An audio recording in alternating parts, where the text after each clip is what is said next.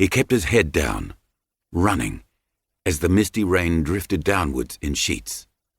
A gust of wind shifted the rain sideways, and an extra heavy shower pelted him from above. His hands, although cased in gloves, felt like they were frozen around the jerrycan that pulled heavily on his arms. Larger raindrops hurled down, seeping through his black clothing. Everything he wore was as dark as the night. He was grateful the dense clouds blocked out the moon and the stars, anything that could have lit his face. A couple of well-aimed stones had taken out the closest streetlights, and one of the other members of the team had taken care of the security and building lights illuminating the front of the Kallygarn Shire Council building. Now, all three of them were under the veranda, packing jerrycans around a 60-litre oil drum. 6 filthy, oil-stained hands worked quickly. None of them spoke. They had practiced this many times, leaving nothing to chance. "Shit," he muttered as he jammed his fingers between 2 of the cans. He tried to shake out the pain, but the cold had already crept through his joints, making his fingers throb harder. Neither of the other 2 said a word until minutes later. "Done?" Their leader glanced at a watch. The hands on his own watch, glowing green, told him they'd been there for 6.5 minutes. It was time to go. 30 seconds, the third voice answered. With fingers still aching, he turned and ran backwards towards the black car that was idling at the end of the pathway, ready for a quick getaway. As the driver, he was responsible for getting them out of here safely.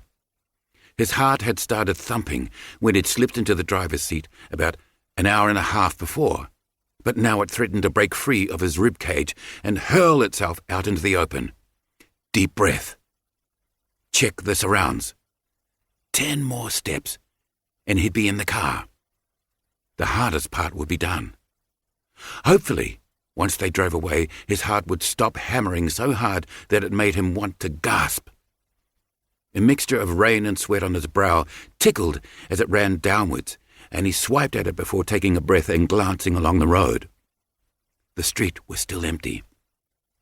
No cars. Not even a stray cat. Which was a stupid observation, because he couldn't remember the last time he'd ever seen a cat. Thank fuck. If a cat appeared at his side now, he'd probably leap to the moon. A distance away, a streetlight glistened on the wet bitumen, and murky shadows stretched out. Adjusting his night vision goggles, he checked left again. Empty. Right. Car lights. He froze. 3 steps left to the car. Thin beams approached from the far end of the street, reflecting on the wet road. Hissing tires drove towards him. Shit! They hadn't practiced being caught. In hindsight, that's the first thing they should have made plans for. He looked back at the other 2, waiting for them to notice, to tell them what to do. But they were running towards him as fast as their crouch gait would let them. They were 30 meters from the ute. He flicked his eyes back to the lights, thinking how stupid he must look, dressed in black with a balaclava and night vision goggles, standing out here in the drizzle. A fox caught in the spotlights. 20 meters. He caught a flash of blue inside the car as its lights flicked to high beam.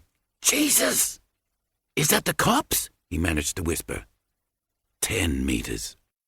But then white blinked orange, and the car turned down another street. Everything fell into darkness again. Let's go. The words were said calmly, without panic, as one of the others passed him on the way to the ute. Now. He knew not to argue.